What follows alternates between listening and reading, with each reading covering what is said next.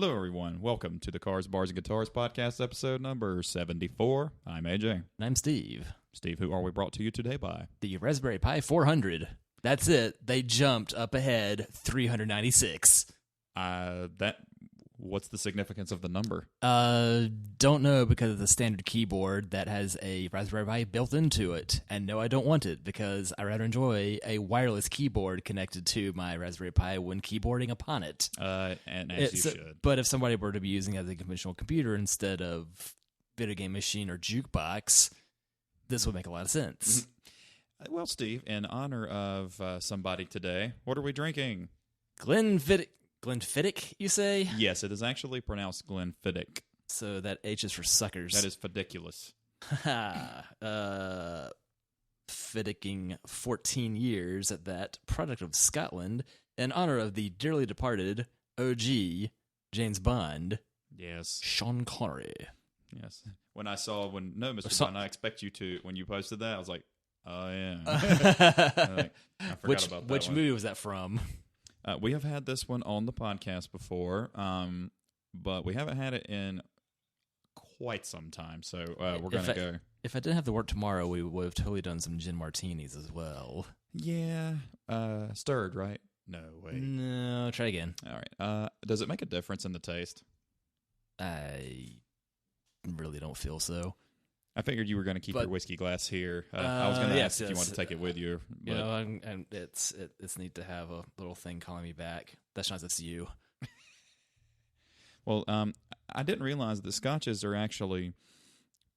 They can range in age a lot longer than the bourbons do typically, and not go higher in price as high. Like a 14-year scotch isn't really that high comparatively, but... this is a bourbon barrel-aged scotch, and it's probably delightful, just as I remember. Speaking of Goldfinger. Mm-hmm. Oh, that's real nice. She's a beaut, Clark. I wish they made more of these. I'm sure they do, but I went to go get another bottle of scotch in honor of today, but I don't know anything about scotch, and I didn't want to buy something that I didn't know, and I didn't want to buy Monkey Shoulder because we've already had it on. Oddly enough, I just killed the bottle of that at home. It's so fucking good, though. Yes, it is. That's inexpensive and delicious. Yeah. Yep. And does that tickle your fancy? Oh, yes. The fancy is tickled. Now, what else are we drinking, Esteban? We've got the Imperial Stout from Open Gate Brewery, the American side of Guinness for the first time since the 50s. So this is brewed in Baltimore. The 19 or the 1850s? 19. Or the 2050s? We'll get back to you on that. Yep. It's funny because I had a bunch of import extra stout that's a 7.5. Right. So this being 10.3 is even more generous. It is. Came from South Carolina. Oh, I was like, no, it's from Maryland. I said that. That's delicious. That tastes exactly like you think it would. Yeah. That's delightful. Why can't coffee taste more like that? It can if you just drink that and... Yeah. Oh, okay.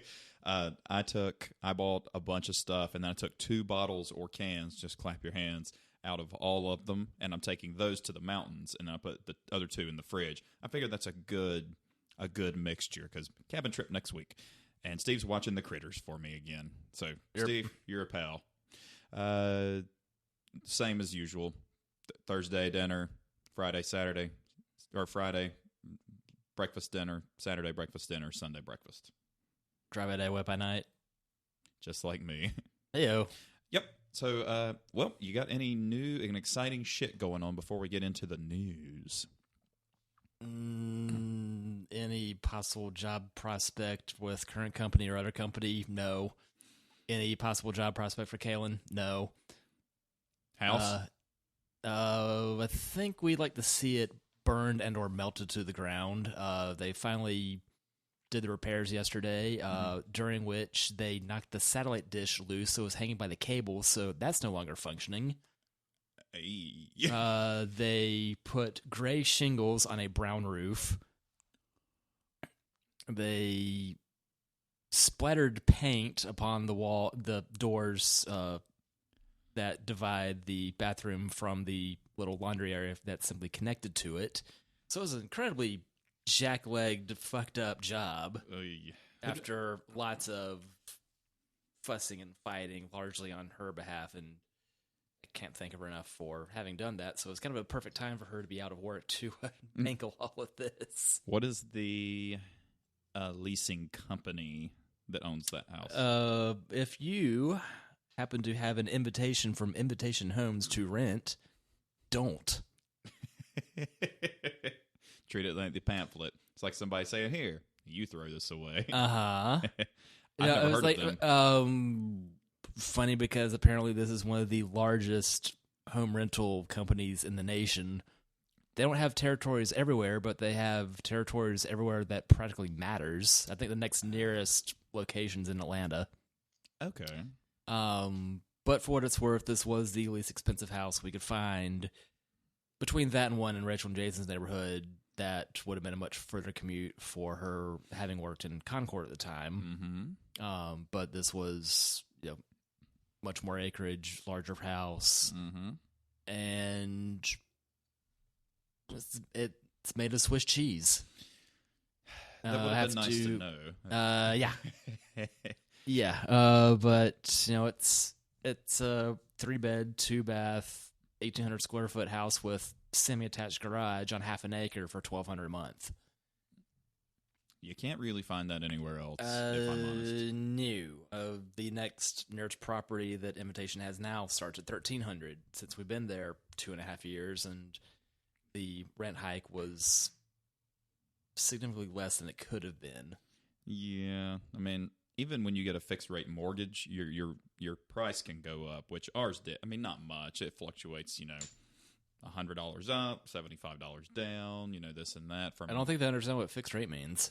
Well, the rate doesn't change, but your property tax rate does. Is that all integrated in with it? Yeah, okay. It's all together. So then it's not that lump sum of like $3,000 or something crazy. Yeah, that would blow ass. Yeah. It already blows ass paying every January, $550 for an HOA when we don't have a park. They do fuck nothing for a HOA. We have no park, no pool, no tennis court, no basketball court, no volleyball. I don't know. Why? Vote them out. $550 a year pays for, I guess, upkeep, but upkeep what? Hell, I'll cut the grass if it saves me some money. Yeah, that's typically for the townhouses. That is typically, that should be on them, not the rest of the folks with their tiny lawns. Townhouses pay $125 a month. Yeah. But the good part about them is if their roof goes, they don't have to pay for it. But we do, because we're standalone. And the roofs on townhomes are all together. Yeah. So there's that. So the one time you have to pay for your roof is a lump sum. You can either pay for it in lump sum or pay with a payment and not know you're actually making a payment on it. Yeah. I mean, it could be worse. I did my first oil change and tire rotation on the Wrangler yesterday. Nice. I took the Scion to Manchester to get oil change yesterday, and going full synthetic was not as terrifying a jump from the previous car as I expected. What was the price? $52. Whereas Russ was charging me $41 for semi-synthetic at his shop over in Bumstick Nowhere. Like, I think I'm just going to have to retire that mechanic since he is getting to be a bigger pain in the ass at the time, and just getting there on the far west side of town. Yeah, you don't really have a reason to go. No, he did everything he could to keep that car running, and it's time. Yeah. And this time, Manchester didn't try to upsell me on anything like, you need a gas tank, it's $1,500. Well, the guy at McCarthy's didn't pick up, so I'll try you guys again. So then I just walked over to the Aldi General to kill some time. That is by far, long and away, the easiest car I've ever changed oil in. Because all you have to do is just climb under it, like no. Yeah, because no ramps, no nothing. The ground clearance is better than Cherokee. So I didn't have to. Even the Cherokee, it had good ground clearance, but I still had to finagle a little bit. This, I just lay on my back, go up underneath. Do you have ramps? I have jack stands. Okay. More on that later. I looked up how to do it on the Scion. Mm-hmm. It's not exactly complicated, but the car sits so low that the little trap door to get to the filter, unless you have it on a lift, you have to take the whole panel off. Ew. Like, ew. This could almost be easy, and it uses a cartridge, like a open-ended cylinder filter instead of a conventional all-in-one filter. Yeah. It's a fun gesticulation. Gesticulate your mic closer to you. As per always. You just get comfortable, man. It's all good.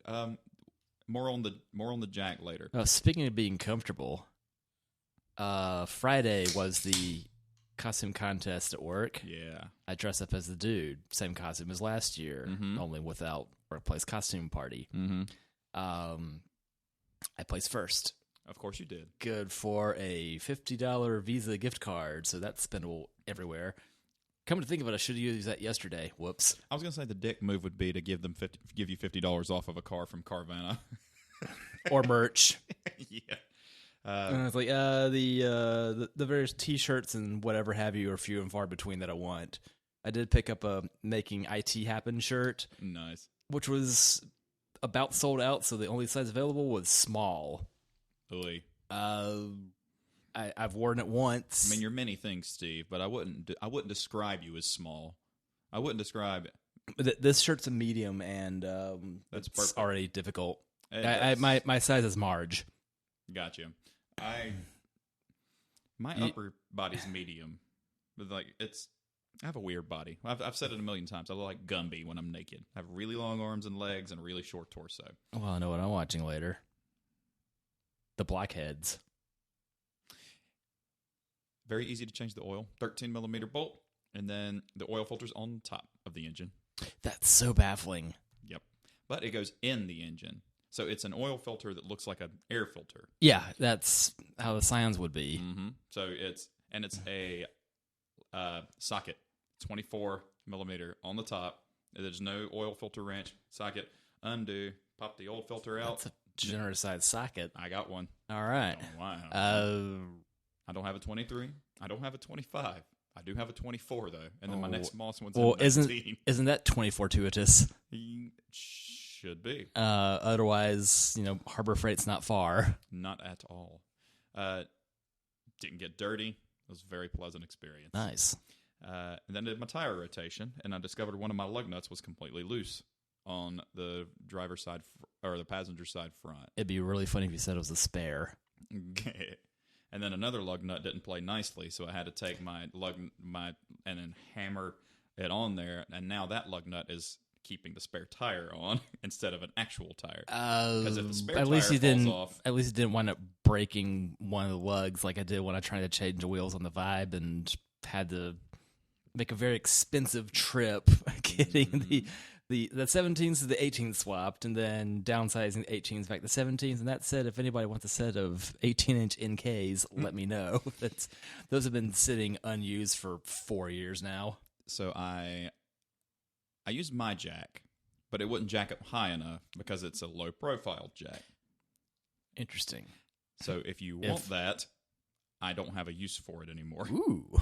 I'm keeping the jack stands, but you can have the jack. I speak of Harbor Freight, but apparently do not get the jack stands from there. It's frowned upon now. I use the scissor jack that came with the Jeep. Normally it would be good. I pull it out. It's almost made of a third of rust. And I don't know what happened to this thing. Strange, considering the rest of the Jeep's in good shape, yes. Yeah, and the Scions is missing. I still haven't remedied that at all. That's better than I've got a AAA card, so I'm less worried about it. I have nationwide. The insurance that does that for me. I'm looking over here. Hey, they're on your side. But it's the devil's side. So, more on that also in a little bit. A lot of stories before the news, but I use the rusty scissor jack, but I have my jack stand. Before I even jack the Jeep up, I put the jack stand up underneath and then use the scissor jack. And it worked just fine, but I already bought a brand new OEM jack and bag to put it in. The bag was destroyed. I don't know what and immediately I thought, oh my God, what if they've taken this fucking Jeep into the water and it rusted it out? But I've had it apart, and there's no evidence of it ever being. I mean, the title's clean, which really doesn't mean anything. Yeah, but obviously, Carfax, what? Yeah, so it's clean title, but I looked up underneath, and there's just no evidence. I've noticed the shade of red on the bumper versus the shade of red on the front fenders don't quite match. Yes, I would be shocked if it was in a flood, or if it was they tried to go through the water, but. The chick who had it before, it's in such good shape that I would absolutely be floored if it had been in any kind of water other than rain. So I even crawled up underneath the heat shield up underneath the exhaust. It looks pristine. So I'm like, okay, yeah. I think they just took the jack out to change a tire or something and let it get wet. And then, put it up, and then I guess it rusted. this goes with it. So I ordered the bag. I never showed you what the spare on mine looks like, did I? No. It is worn down to the cords. Awesome. Yeah. Somewhere I got a picture of it and put a Band-Aid on it because I'm me. I'm sure that the person who had that car before you, I know that car right now, if it could feel feelings, would be like, thank you. You want to guess what a brand new bag to hold the tools are a little bit rusty, but the tools still work, and I can paint the tool. It's just the bar and then the circle thing. Yeah, you give it a sand off the rust and repaint it, paint it, and yeah. So you want to guess what a brand new from Jeep Mopar branded jack and the bag cost me and shipped? $100. $170. But I next day aired it. That's jacked up. But goodness. Well, I'm going away to the mountains next week. So you would like to have that handy. Yeah, jack handy. That was deep. Hey, free dummy.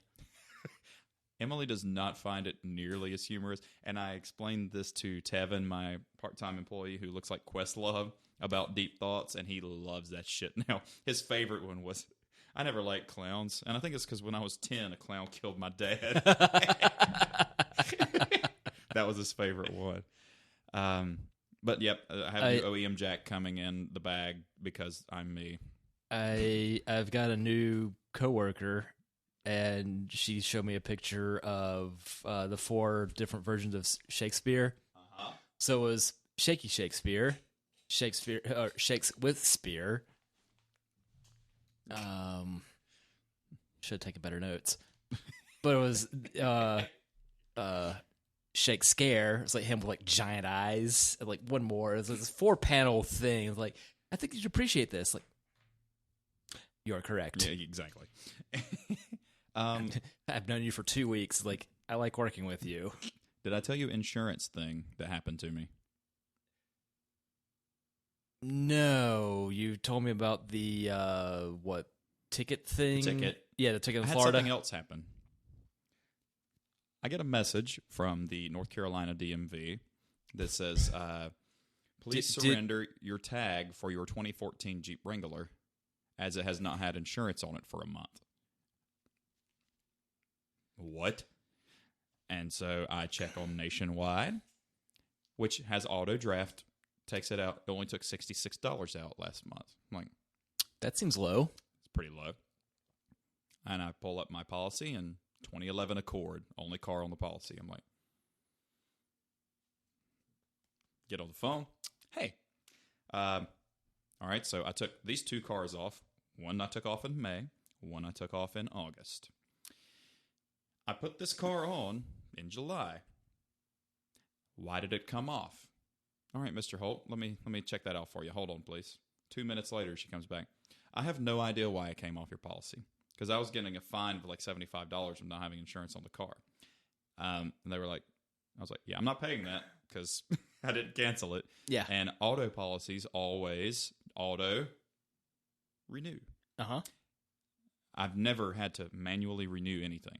And she said, well, sometimes I had an issue with the Vibe early on with having to like pride it like every so often it would like bump up like the like -1, -2, -3, like some sort of like reiteration, and having to like redo something on it. Like, why are you doing this? Exactly. So yeah, she said, "All right, Mr. Holt, we apologize. Sometimes when you get a new car and it's late in the policy, it won't auto renew. Somebody should have caught that. They did not. I'm very sorry. We will retroactively put the insurance on your car for the entire time you've had it, assuming you've had it and been driving it." I said, "Yes, ma'am. No accidents, thank goodness." That would have been hard to explain. But they were like, "Well, retroactively, we'll put it on there. You're not going to owe us any extra money," because I've been a customer with them since I could drive, which was exactly 85 years ago. So 60 of it being 2020. Yeah. So like, yep, you're not going to owe us any extra money. We'll put it retroactively. We'll email North Carolina DMV and tell them you did have insurance on it and it was an error. So thank you for being a customer. I was like, "You're welcome. Thank you for That's good customer service or whatever the Jalopnik story was. Never had a problem with Nationwide. Nice. Like I've been very, very happy with Nationwide. Since my sister no longer works for Cincinnati, I am no longer loyal to them, so I will be insurance shopping for mine and Kaylin's cars. And you get discounts on multi-car and multi-policy. So if you have like rental insurance, I'm aware of what I'm spending now, and by golly, insurance on a newer car with 8 airbags went up. That's ridiculous. Like, Because mine went down. It was right before Kat switched jobs. Mm-hmm. That I was able to bounce her, all right, I'm looking at either like a 2010 Matrix or a 2016 Scion. Mm-hmm. Here's the VINs on them. Go Cats, go. Mm-hmm. The newer Matrix would have been cheaper to insure than the Vibe would have been.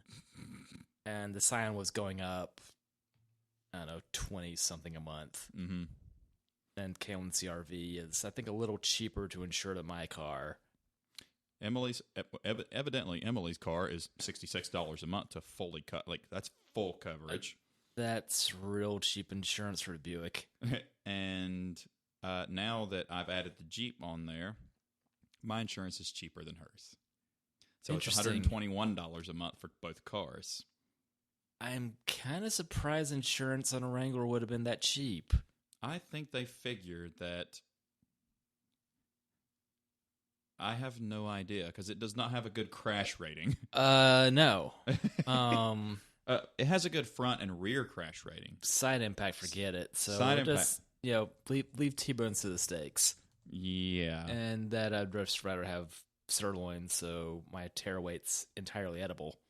Speaking of, appreciate that Food Lion once again has the 6-hour sirloin, so I have 4 pounds thereof in my fridge right now. Here we go. IIHS.org 2014 Jeep Wrangler. So let's see here. Crashworthiness.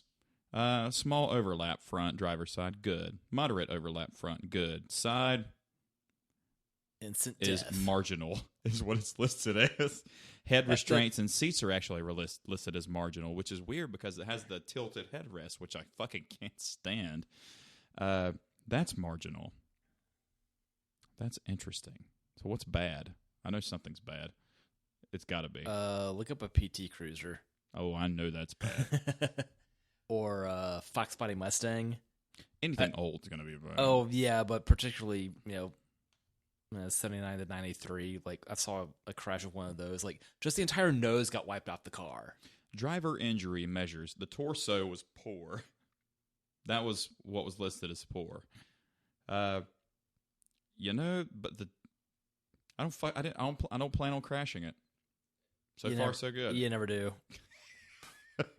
Let's look up said, yours, I can vouch for the crashworthiness of a Ford Flex while unseatbelted. It's quite good. All right, so forgive me. It's an IM, right? Yeah. Okay. That is the lazy way to write the digit 999 in Roman numerals. 2016? Mm-hmm. Okay. Good. Moderate overlap front, good. Side, good. And that's all they have listed. Oh, there it is. Everything was good. Driver injury, good. Squeaky doors and all. All right. So I have a brand new OEM jack coming. I figured, and I'm keeping a list of everything I buy or do to it in everything. So I figure if I ever go to resell every tank of gas too. I don't take it to that Asperger's level. I know you do. My parents did that, so I adopted that, and Kaylin thinks it's weird as hell too. It's like, well, at least I know, how much I'm spending on gas. Like, well, gas is cheap, and now it's cheaper because this car takes regular. Never mind, this one has a 13-to-1 compression ratio. The Vibe had an 11.5 and took premium. But that's also the difference, of 20 years of technology. And Redline. 6,500 versus 8K. Let's see, F20C compression. I think I can't quite hit 60 in second in this car, though. 11.7 to 1 was the F20C out of S2000. So that's actually... and that's another circa 2,000 high-revving motor. Well, the 3.6-liter Pentastar, 10.2 to 1. That's pretty high for a... but that's a V6, and I think that's an overhead cam V. I think single overhead cam. It's not I don't think it's push rod. It might be. The old engine was push rod. The gutless 3.8 that was in Gray Skulls. Yeah, still is, and the new one too. I think at about 100K, he won an insurance or won a lemon law or something. He did to that. He really did. That apparently a lot of people did not survive that. It's a horrible engine. You had to drive. That is the worst way to go to Atlanta. That's the worst way to go anywhere. I couldn't imagine. The fucking thing's heavy as fuck, man. Better yet, to go to New Orleans in it. and man, it's flat down there. Yeah, and it still has no passing power. Like it's actively dangerous. I can imagine when FCA was it when Fiat took over. I bet when they wrote it was like, yeah. Well, you see that happen. Like Fiat hadn't sold cars in the U.S. since 1980, prior to them returning with the 500. What, 2010? It wasn't that long ago. It was. God damn, it might have been that long ago. It's been a while. Thanks, Stained. Divorced dad rock. How's your Zevia, Stevia? Now it tastes more like a Diet Coke. Really? It's not great. But fun thing about this, I bought this when Earth Fair thought they were closing back in February. So before this is a pre-pandemic soda, actually. How do you feel about Ian coming on as a guest? That'd be cool as fuck. Hell yeah. Yeah, I think he'd be into it. I just saw his on. I was making sure everything was going okay on there. I was thinking Zuchek, McBride, or Kroll. You don't know Kroll. That's a buddy of mine in Raleigh, Durham. If he can make it down. If a buddy of yours is a buddy of mine. He cut his hair, but he basically looks like a giant Viking. Like my tattoo artist, Mr. Troy Johnson. Hey, Troy, if you're watching, if you're tattooing, I'll see you soon. Hey, other Ian, you won't be. Not computer drive. Fuck? No, I will not do that. I don't know what the hell's in that thing. Oh wait, I think that computer's got a 3 terabyte drive that shrank itself to 750 gigs. Even worse, I discovered it had a 2 terabyte drive that shrank itself to 250 gigs. So like, well, that's going to be the backup to the flash drive in the car. So the stakes are low when... Ground beef. Stakes are low? I say that weekly. I have a weird rattle in I guess it's the door panel area in the Jeep. Only at the RPM that the exhaust drone happens, which I've talked about, but I love the way it sounds, so I'm not changing it. So tomorrow, what I'm going to do is take the door panel off and then go for a drive. And if it still vibrates, it's something that's not in the door panel, that's in the actual door. Something Dynamat. And if it does vibrate, it's in the door panel itself. That's how I'm going to diagnose this, because I can't get it to stop when I touch anything on the outside. I've discovered my car squeaks going over speed bumps. Is that infuriating? It's a little maddening on such a new car. Well, like, I don't know how or why they could have fucked something like that up. It made me feel better that Mr. Preston's BMW, which is supposed to be a very well screwed together, if not unreliable, but it squeaks, and not the top. Convertibles are famously not rigid. Mine was. Yeah, but you didn't have a back seat, so it was a tighter space. How do you know? I didn't have a backseat. Not for... I've seen an S2000 or 2,000 of them. Fair. Steve, let's do... you need another beer or the rest of that box wine. Pick your poison. I got plenty of booze, too. Another beer. You want to do the movie snacks? Let's do movie snacks. I'm totally... If you want to split one, we can pour it in the little glasses, and that way we can lie to our... We can feel like we're drinking a lot without drinking a lot, because last time... Talk, Ann. Last time... You didn't feel well at the end of that. I scooted at the Mexican restaurant and left you there, and I felt so... I had texted you. Dude, I was so confused at the end of that. Like, I've got extra food in my to-go box, because apparently I absconded your leftovers. How was that? It I was amazing. ate that and the rest of my shrimp whatever at the same time. Oh, that was a feast. I was at work, so I did the right thing to eat all of it cold, but it was still delicious. If you want, grab that movie snacks, and then we'll just keep pouring it in our tasters. Nice. What was I going to say? Oh, yeah. I felt less than stellar. Woke up feeling like $1 million. Emily was so mad at me. She's like, I hate you so much. It's like, you can just drink whatever you want and just wake up okay. I'm like, yep, that's me. Your resident husband alcoholic. We are about to start drinking. Actually, Steve, Drunk. You're the one that does this narration, so you do this. It's a groovy time for movie time. Whatever the opening to Aqua Teen Hunger Force. Yes. Talk watch. Talk watch. Who the hell took my freaking scooter? I saw your wife in half. Now pouring movie snacks, Cabarrus Brewing Candy Stout.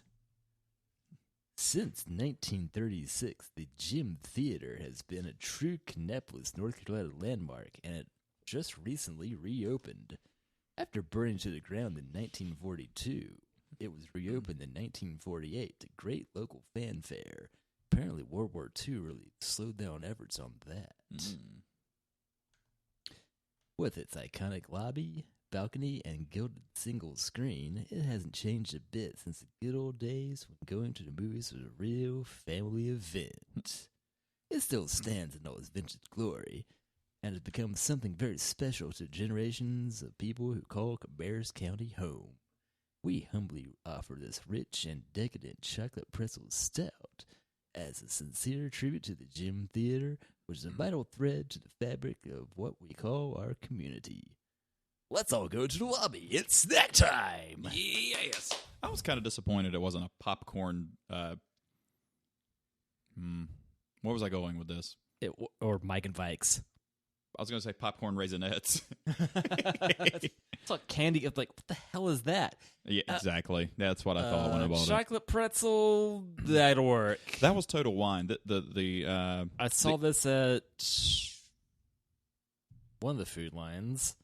Yeah, it was yesterday when I was oil changing. It was the one on 218, like just the road. Right. The open gate was South Carolina. By the way, the lady who works the beer counter, Shirley Manson. Oh yeah, it was like that. I didn't see. Now we're in 1995. Does it matter? No, it was 95 though. Even better. Yeah, pour your misery down on me. In an alternate life because I'm married, but can a boy dream? He can. He should. Keeps things interesting. It does. Alrighty, let's do this. Oh, yeah. Also, weighing in at 6.1% ABV. Pop. Contains lactose. Please pop. It's like, I don't understand lactose intolerant. Why don't you just tolerate it?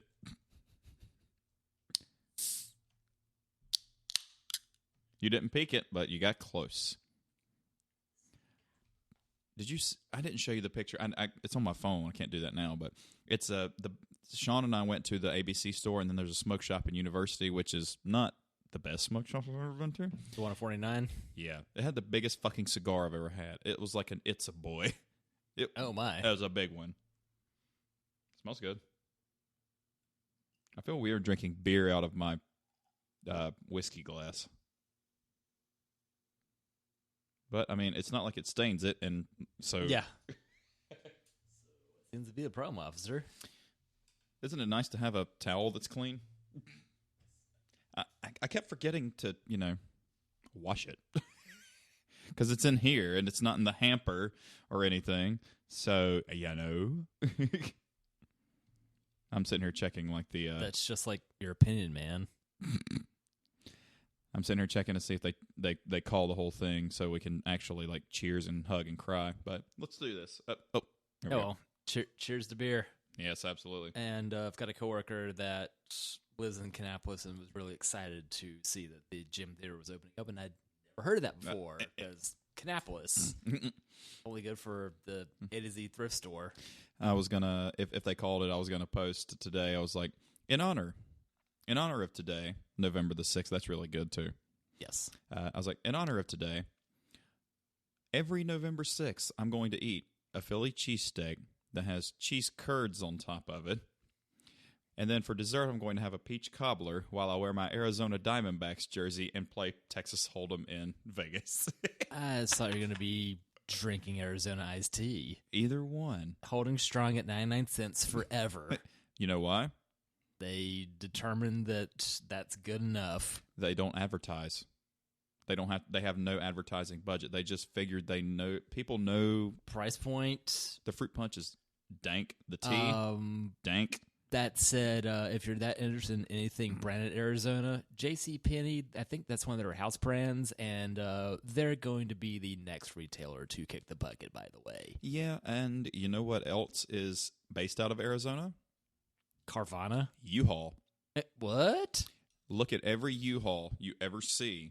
Their license plates are from Arizona. Every single one of them. Interesting, because every other rental company, they're at the crack of wherever.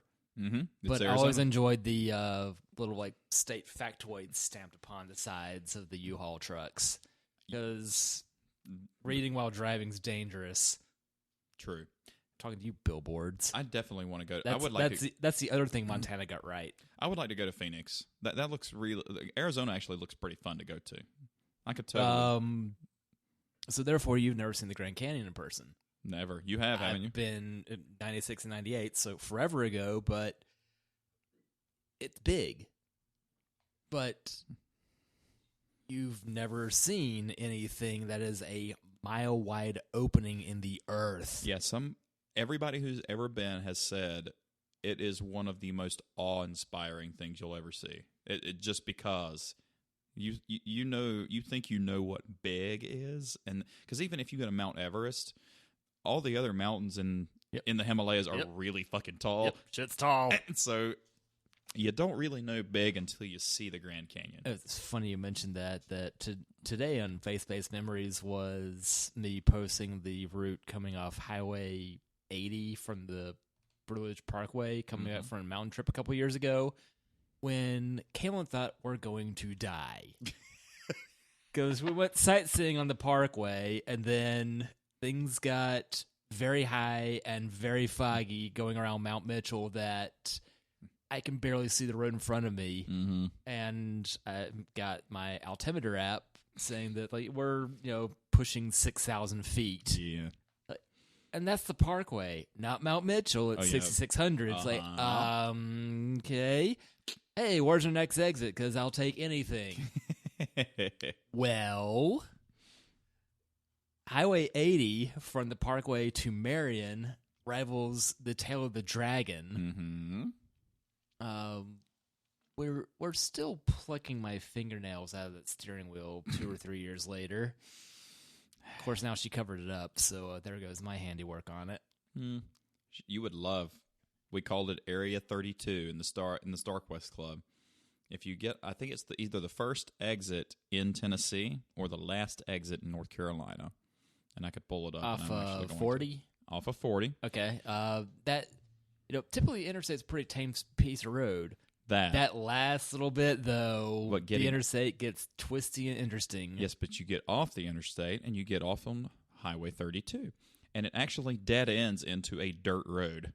and you either take the dirt road and keep going until you get to pavement, or you turn around and go back the way you came. And if you're in a Stark West, you don't want to. No, you don't.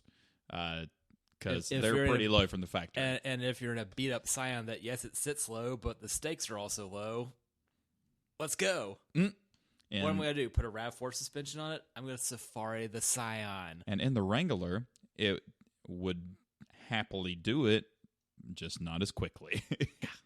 I will say the handling on it, to be that heavy, it's not terrible. I think the Cherokee actually handled better, but it's not terrible. It could be better, but then it wouldn't be what it is. That'd be really funny if you lower it. No. It's like, No. just drop it like 2 inches or something. I've never seen a squatted Wrangler. It's only No. trucks. Aforementioned coworker Christine says, like, I'd never seen the Carolina squat before moving here from Florida. And like, now you want to kill yourself. Yep. Back up. And there's a guy at work that has one. He has like a Tahoe that is Carolina squatted. And this is also one of the mousiest looking people I've ever seen. Here's Area 32 that we call. And by the way, the Dragon might have more turns, but these turns are just as sharp, and there's no traffic on this road. Nice. This one's a good one. There's no traffic. No traffic. That is majority Tennessee there. All right. So it is, yeah. But I think you get off in North Carolina. Yeah. Yeah, you get off there, and then you turn and it's just the saying was, if you don't know what your license plate number is around some of those corners, you will. It's a lot of. I took the TSX on it. Uber ES. No, wait. 6-2. There's a Wait, Zoom. you don't need a new one. There's a Zoom. No, I didn't. I don't know if like my all you need to know is I've got a Blue Ridge Parkway tag and I haven't taken the new car on the Parkway yet. I have my tag. I have all my tags memorized when I had them. So yeah. That one's fun. Yeah, but I took Well, the TSX on it. I had Uber for 14 years, and everybody remembered that one, which was funny because I had 0 cars that could be driven for Uber. Now you do. It'll be snug, and taking an Uber is dangerous in more ways than one now. What's the year restriction now? I think at the time it was 8 or 10 years, and I bought the Vibe at 12 years old and got It's rid of 8 it to 10. at 17. I thought it was younger than that. I thought it was. I don't know if that's changed at all, but back in... Look at the car. 14... Because we're both. Yeah, like just going through the online process to set up, the Vibe did not show up as a Pontiac model that could be driven for them, which is weird because all the other ones did. Like, yeah, I'm going to say this is the Pontiac Torrent. That was a Chevy Equinox in Pontiac drag, and the only worthwhile one would be the GXP, so you have a more powerful piece of shit. Of course. Dude at work borrowed his mom's Solstice yesterday and got to work and he's passed out in the car. Like, hey, good to see you're back, and you might want to get moving. He suffered a concussion from skateboarding because apparently if you wear a helmet while skateboarding, you're a sucker. So, yes, please get your 12th concussion. Even Tony Hawk wears the helmet, so maybe. Did you see him as Larry David? That was fantastic. That was amazing. Did you see the guy that looks like Larry David and Bernie Sanders? And it says, "I'm not Bernie Sanders" on the front, and the back says, "I'm not Larry David either." Nice. We have 45 minutes in, and we haven't even done the news yet. Well, one more thing on Larry David. Yes. Just watched the movie Clear History that's on Netflix. I didn't know that was... Or HBO. Something from 2013 where he is the partner of John Hamm pawning off an electric car. Mm-hmm. He decides not to continue working for him and forfeits what becomes multi-billions in revenue, tax creds, income, whatever have you, moves to Bumstick, whatever, northeast, and then it's found out that he's the guy. He's the fool that walked away from the car. Then John Hammond tries to reconcile with him, during which Larry David is angry with him and threatening to blow up his house. Maybe that's a spoiler. Well, apparently the movie's from 7 years ago, but it's got them. It's got the better girlfriend from The Office. It's got Michael Keaton as a total psycho redneck explosives expert. It's got Danny McBride. Oh, Jesus Christ. That was a really fun watch. Larry David is 73 years old. Born July 2nd. Brooklyn, New York. Interesting. And, yep, I need to watch more Curb Your Enthusiasm, don't I? Yes, you do. That, and he backed the early half of Seinfeld, too. I remember that certain brand of neurosis really stands out, as well as the other thing I've not seen and went to was there one Larry David, who looks like Maynard James Keenan from Tool, who most recently did the Dangerous World of Comedy to go around the world and see what makes people laugh. Okay. Lots of fun things going on with this show you don't watch.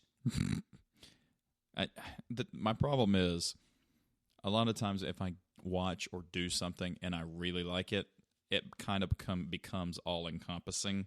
Well, so start with the contest. Okay. The episode, The Contest of Seinfeld. Yeah. Where all four main characters are tasked to not have sex or pleasure themselves for a month. Nope, not going to do that. Well, that's why they have to suffer through this. Oh, yeah, I can watch that. I'm just not going to do it. No. So, Steve, the news? I would say it's whack, but no, it isn't. It's whackless? What the hell, Hannibal Buress? All right. Do you know the Watt woman? The Watt? Ugh. Oh, God damn it. I giggled so hard I sent it to Emily, and it was Eat Fresh sub Watt. Had her face on it. I would still rather see her than Jared. We'll have to know what we know. Yeah. What, is he Catholic? Yeah, or never mind. I digress. Steve, beer news today and liquor news and all that stuff. Dixie Beer Company of Louisiana is going to rebrand as Faubourg Brewing Company after backlash from a name that may be insensitive. I thought that was become Chicks Brewing. Then that's insensitive too. Only if you only if you enjoy good music. Although, honestly, Earl. Hey, what's that toy tractor you have? It's an Earl. Teenage Mutant Ninja Earls. So, movie snacks beer feels fantastic coming out of your nose. This is your endorsement for Uncle Steve. What's up? I don't think it's. I understand why they changed it. I don't necessarily think it's insensitive, but I do think we kind of need to look back and go, there is a certain meaning behind certain words. I still need to get a boat or a truck or something and name it the Dixie. Dixie Normus. That too, yes. But only to crash it. My Dixie wrecked. I love you, Steve. Steve, I hope to one day too. You should. Sweetwater Brewing has been acquired by Milk Whores. Canadian cannabis company Afria has acquired Sweetwater Brewing for $300 million. I didn't realize that the 420 was a casting call. Evidently, it is. That's amazing. The cannabis, the one of the biggest cannabis companies of Canada, wants to get into the craft beer gang. That's all C's, right? Would I alliterate you without telling anybody else? It's all Q's, right? Oh wait, even that's fucked up. A Q starts with a C. C-U-E. Unless it's not. Yeah, evidently they 100. They want in on the craft beer market. I thought that was That's incredible. That was versus dope. Do it. No, do it. Oh, you're still privy to the sound. A one-hand clapping. I can't do that. Dumb shit you find out how to do in middle school. Good for you. Steve, select Panera Bread stores will now test beer and wine sales in one of their most profitable stores in Kansas. Is it in Lawrence? Overland Park. I don't know where it is. I don't either. But it's Kansas, so it's got to be near Wichita or Topeka. Apparently Lawrence is a blue spot there, too. That's interesting. Because I know a girl there that is a day younger than me, who's the daughter of my brother and sister's teacher growing up. What the? Okay. I tried to date her. I was not cool enough.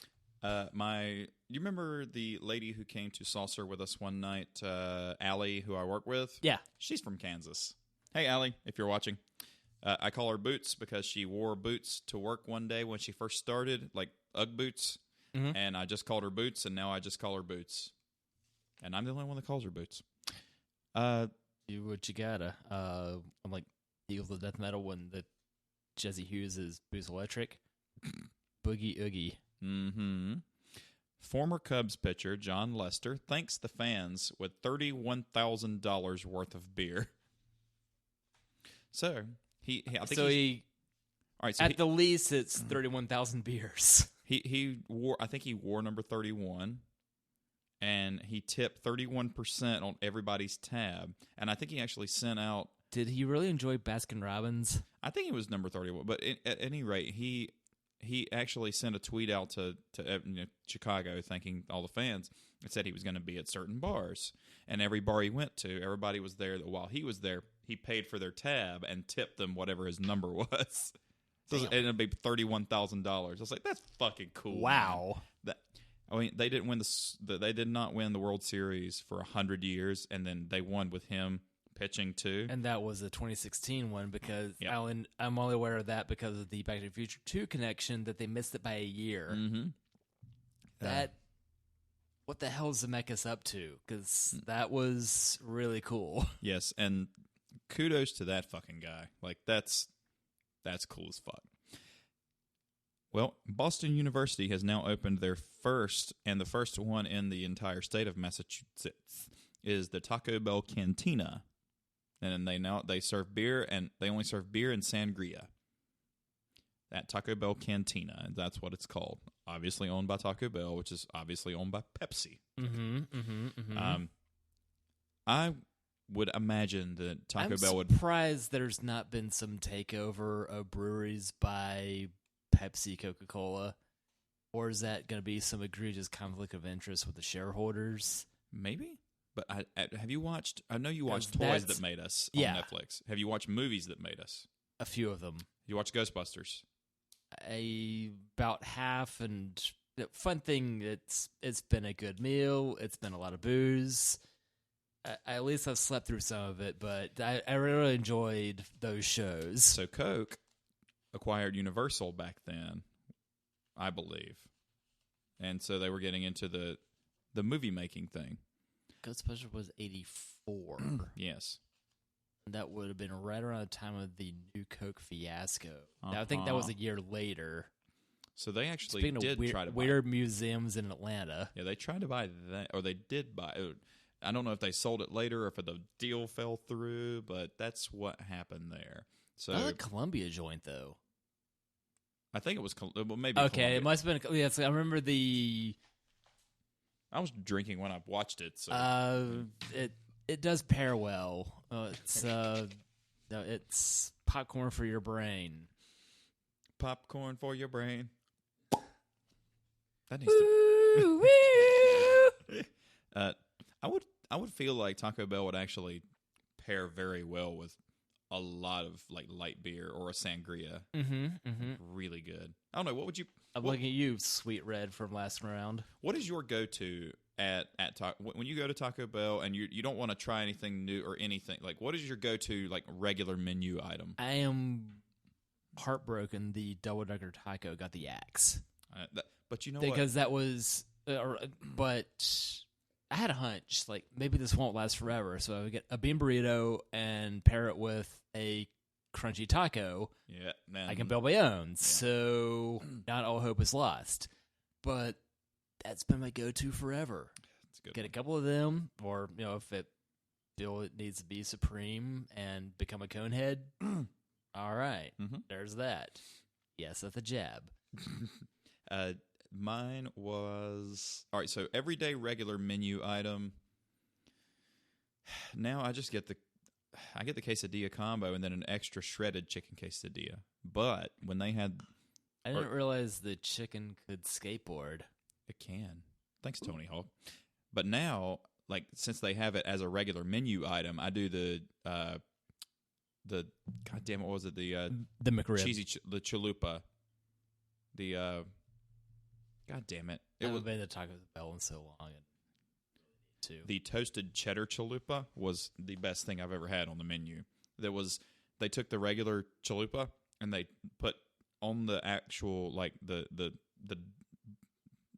bread on the outside. They put toasted cheddar in it. Shell. Are you looking for the word shell? Maybe. They put toasted cheddar in it. And it was crispy with the softness of the bread. Oh, my. It was just, I was being scraped by my zipper the entire time I was eating. It was so fucking good. Dude, boxer shorts are cheap, and they're comfortable. Toasted cheddar chalupa. It was fantastic. No, excuse me, boxer briefs. Boxer shorts proper. Yeah. You can order anything, excluding that. Anything Taco Bell's ever had, you can pretty much order on the menu if you know the right person who's been there for a while will do it for you because it's kind of just the same shit. That's are the fries still back?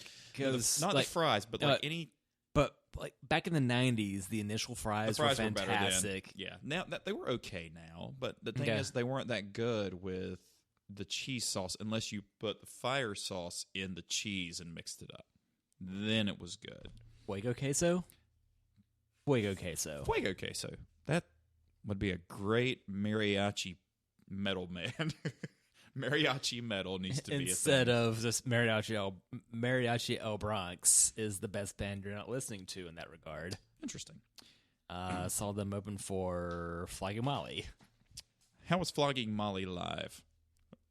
That was a lot of fun, and that was, I think, at the tail end of Anthony and Beth, and I definitely saw Bruce at that concert, like a month or so after we'd broken up. Yikes! Like, I'm gonna just keep moving. Hey, not good to see you. Nope. It's ginger metal, ginger punk. Is the genre. Steve, Evanston, Illinois is banning beer pong. Pardon? Evanston, Illinois is banning the fuck beer you pong gonna enforce that and other drinking games. I don't Is know. that a college town? I don't know. Let's find out. What? Evanston, Illinois. I've only been to one part of Illinois. So The good part. Because the rest is a bit of a shithole. Not Simpsonsville. Springfield? Yeah. Springfield's blue, isn't it? I wasn't paying that much attention to the maps. Like, I love geography. I really like seeing everything pop up on the thing. Evanston is in the Chicagoland area in Cook County, Illinois, along Lake Michigan. If I recall correctly, thanks to the Blues Brothers, funny that's their name. That's where they keep Chicago. It's 11 or 12 miles north of downtown Chicago.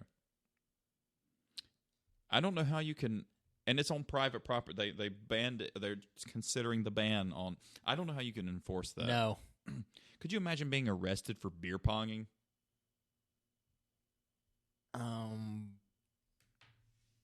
I would need to figure out how to throw heavier ping pong balls at people, namely city authorities. That's asinine. No, that's asinine. We should. What the fuck? We should do. They have giant versions of Jenga and everything else. I want to see giant mousetrap. Yes, but I also want to see giant beer pong, but using kickballs and kegs. Yes. I feel like there would be I was several thinking deaths. Beach balls and Vats. yes, That's super giant. no, it was like all right. So you fill the vat with water, but still, you sink one. Mm-hmm. All right, dump your bucket, take it out. Have a sip. Yeah. It's not like you're drinking vats of it, but scale it up a bit. Let's have some fun with this. I like this a lot. That sounds just better. Back in my online dating days, saying like, oh yeah, I went to VBGB last night, and I started like tackling people's giant chess pieces. No, at no point did I ever do this, but that always got a wonderful reaction from my audience. Of course. And it should. I'm out of beer already. Me too. We are too. That went quickly. Well, do we split a mag? Do we do that, or do we do one of those other tall boy? We split another tall boy. Split. But we're still Check here. out that special brownies. All right, I'll get it this time. You got it last time. Equal opportunity. That's what's my employer. Vertical opportunity. You have no experience doing anything? Cool. We'll take you. The best thing we ever did to this studio was getting that beer fridge.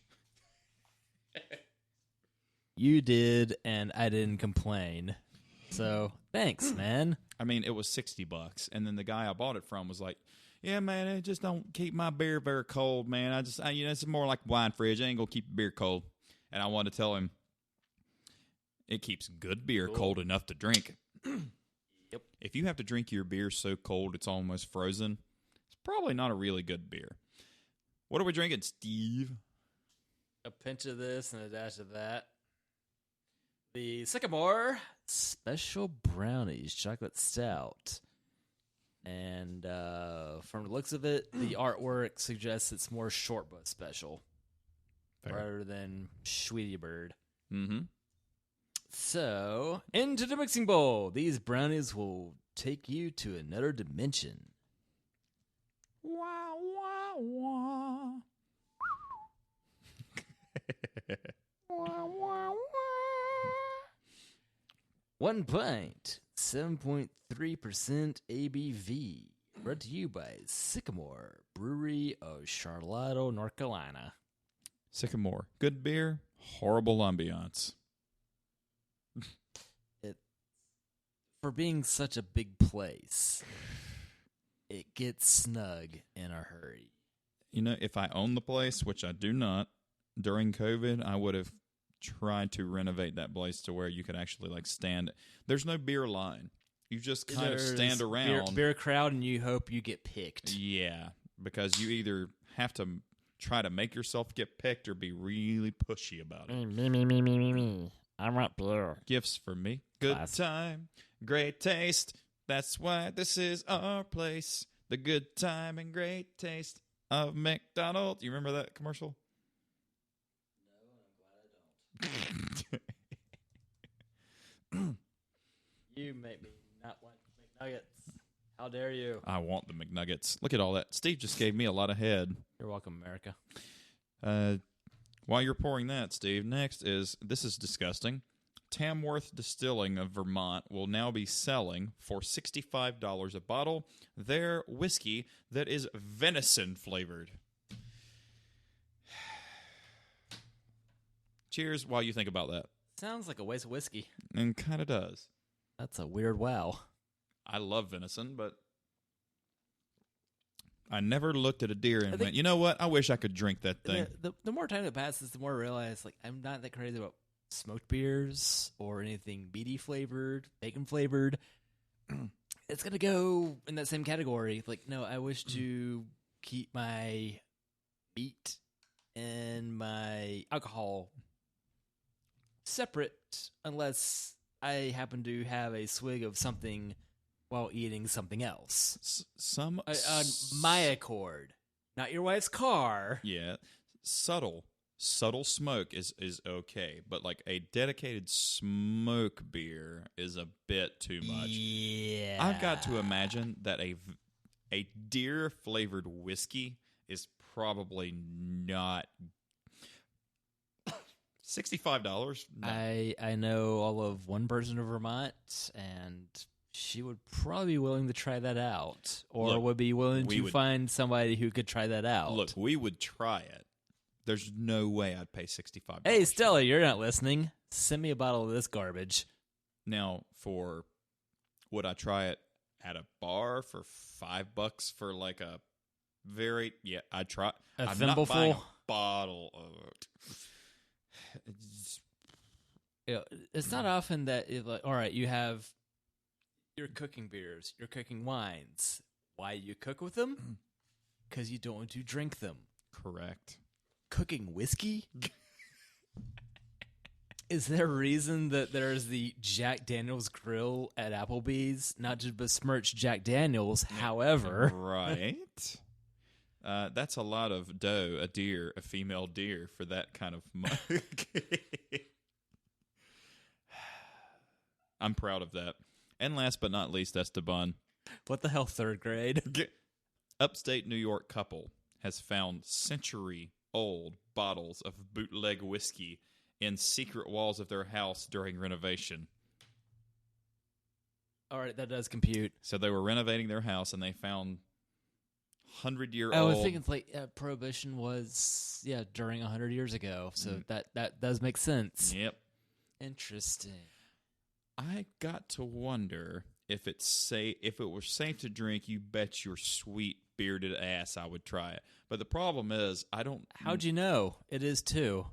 What? You're just hairy everywhere. Fair. I would try it if it were safe to drink. I've got to wonder the practices of how bootleg whiskey. One does that in 1920. It's like getting a tattoo in prison. It's probably not the safest thing you could do. Your arm might fall off. Sweet, how'd you make it look like real gangrene? I was that big a fan of UNC Charlotte.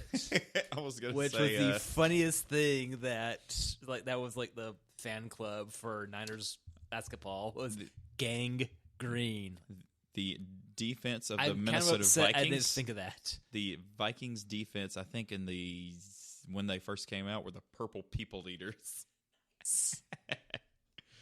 That is all the news I have today, Steve. So, Steve, do you want to do the car thing? I think the car thing, because we drank a little bit of scotch, but aged in bourbon barrels. A scooch of scotch. But I think we should do the car thing we said, which was the Bond cards in tribute to Sean Connery. Yes. I really do feel finally Toyota back on the podcast. What? I really feel like Mr. Sean Smith should have been here for it, but he only gets so many days a year. Yeah, it's Floridia's a long way from here. And evidently a long way from progress. Well, yes. I have the complete list of 007 cars. You're way more familiar with the James Bond series than I am. Are you as familiar with the cars in question? During the Connery era, I could easily think of two of them. That's 3 more than I thought of. Okay. What was the first one? The Aston DB5. What was the first movie? In which that car appears? No. What's the first movie ever? Dr. No. And it wasn't. It wasn't an Aston Martin. And oddly enough, that was a Sunbeam Tiger. Yep, so, Sunbeam Alpine is what it says. But Sunbeam in 62. It says Sunbeam Alpine, Dr. No, 1962. That's the car, right? I've been wrong before, and I plan on being wrong again because there's a shootout with him and the thugs in some 1950s American atrocity.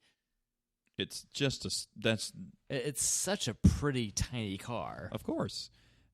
Because that's all they were back then. That it looks like a shrunken version of a 57 Chevy. It really does. It's like if a 57 Chevy and a Triumph TR5 had a baby. That's what the car. The wheels, I've always liked the wire wheels, but I would never want to own a car because of my level of OCD. Keeping that thing clean, you would need 4-wheel drum brakes. Nailed it. Yeah. 4-wheel dumb brakes. Dumb brakes. I was going to say Flintstone feet brakes to keep it clean. Either that or the fucking thing you put on the end of a drill bit and clean the wheel with. What was that called? You know what I'm talking about. Yeah.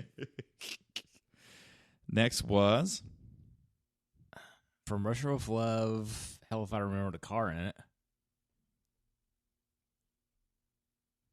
What does that look like?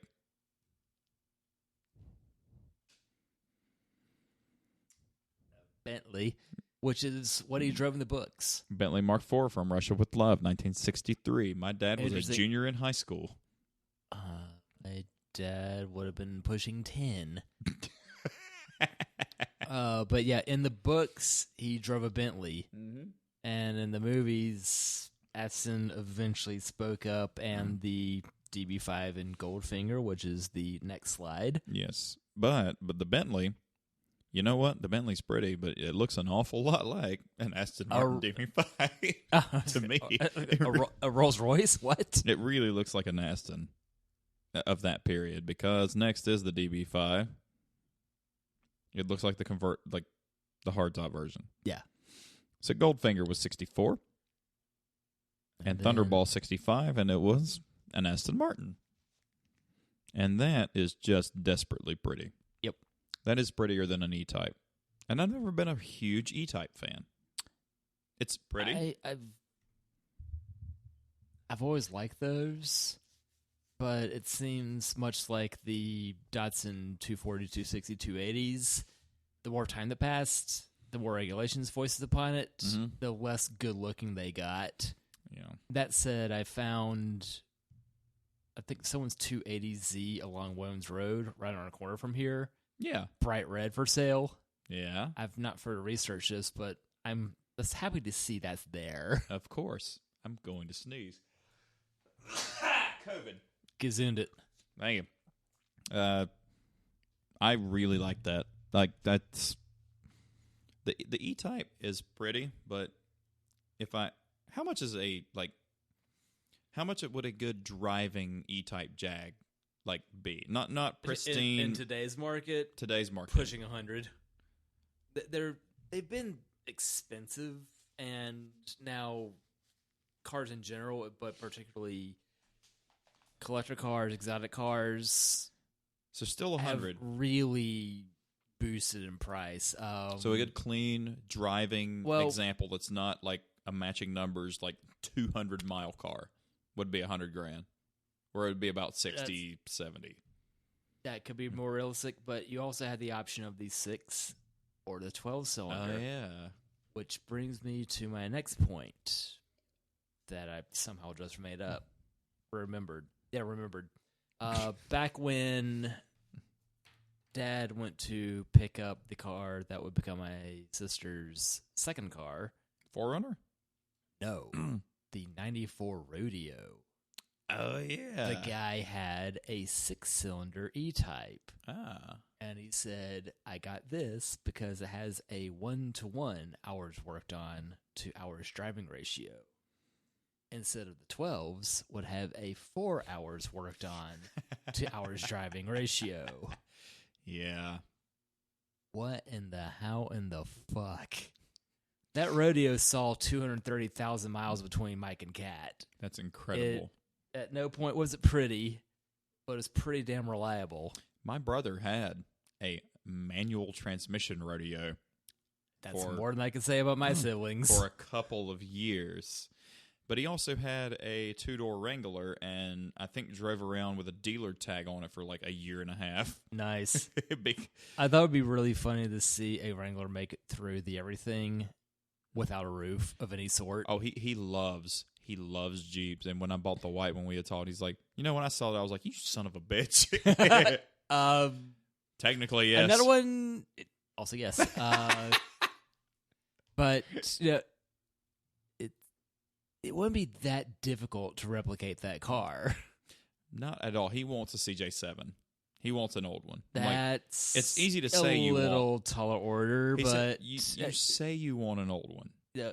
Until you drive an old one. Do you want an International Harvester tractor while you're at it? Well, if that's... Because I would say John Deere, but fuck them and their stance on right to repair, which is wrong to repair. Well, if you're using your CJ7 as your weekend car, go fucking nuts. It would be fun. If that's going to be your daily driver, you'd be better off walking on your hands backwards over glass, molten hot lava. Yes, it'd just be not a good time. New Wrangler. I'd say when the JK came out in 2007, it became a car that you could go, okay, you could probably. And then 2012 when FCA took over, that's kind of the year. If you're going to use it as a daily, you want to be comfortable, that's kind of the one you want to get. Yeah, it's just funny. Fiat did them good. I could not have seen that coming. But do you know why they did good? Because they let the Americans they kept the styling, they kept the engine.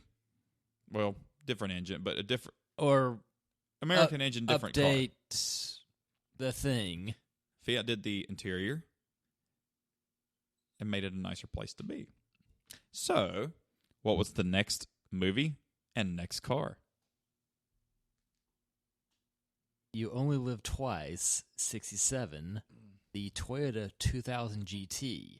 Which is unbelievably gorgeous. The Proto Supra and the convertible used in the movie was specially built because Connery was too tall for the coupe. So I think the one pictured is one of two. I love the 2000 GT.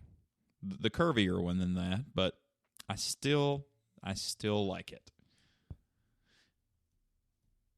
In the white too. I'm a sucker for white cars. All fun and games, got to keep it clean. Exactly. The Jeep right now is filthy, and from 8 feet away, looks spotless. Good enough. Yes. Next up, Aston Martin DBS on Her Majesty's Secret Service. That was the one move of Lazenby.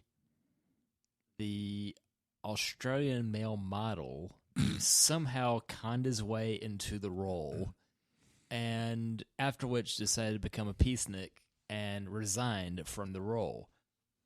The movie's mad decent. Really? Yeah. I don't even know what he looks like. Did you ever play Rolling Thunder? No. Or just rail thin dude? That would be him.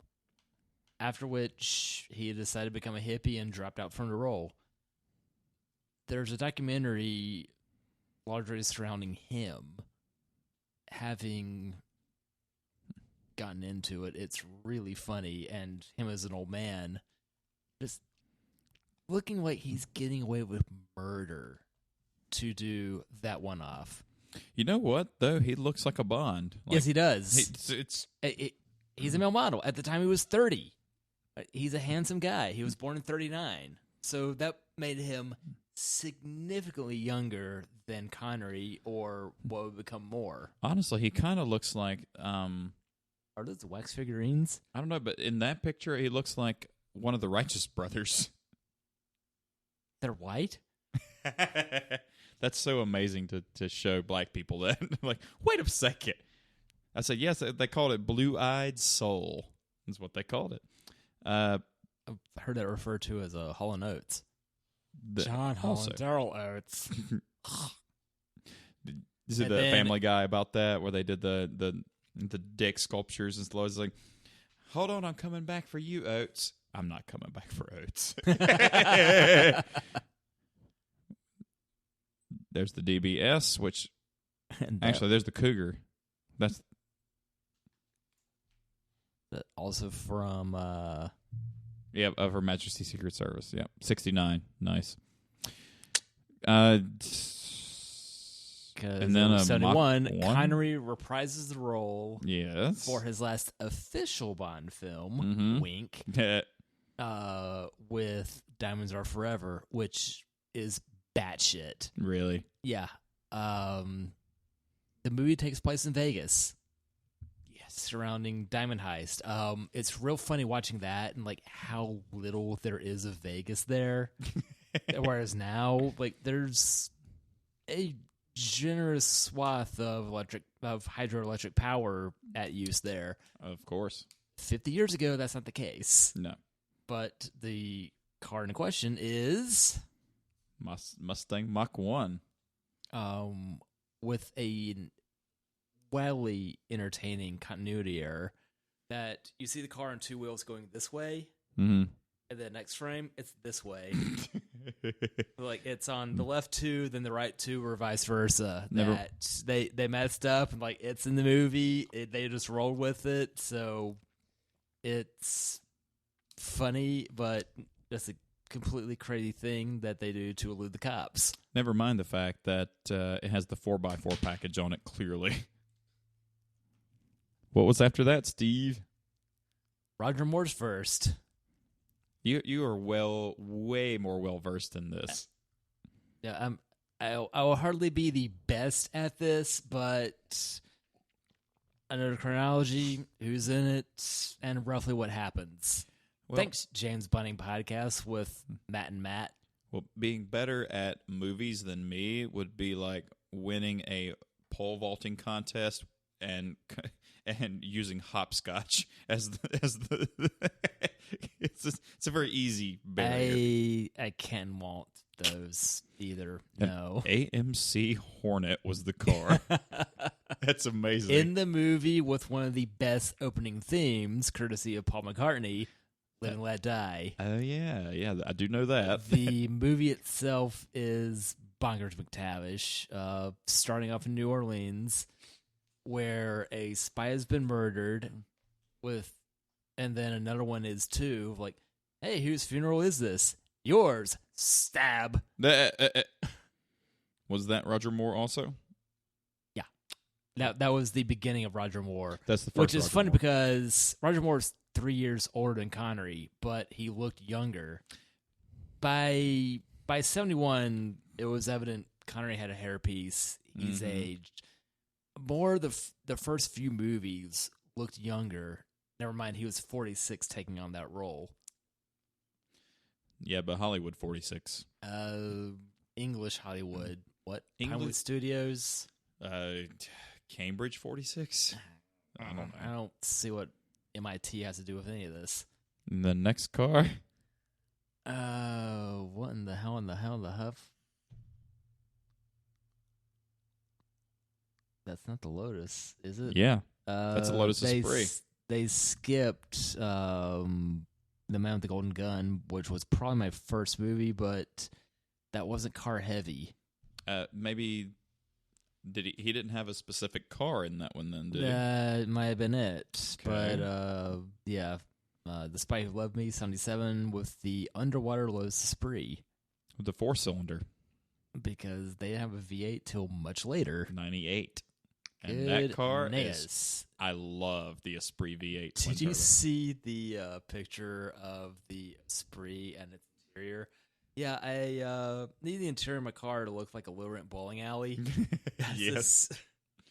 like red and tan leather inside this car. It's like not a good look. I'm gonna get hepatitis looking at this. Hepatitis. I raced an Esprit V8 twin turbo in my Starion, and it fucking destroyed me. Wait, are you saying there's not a replacement?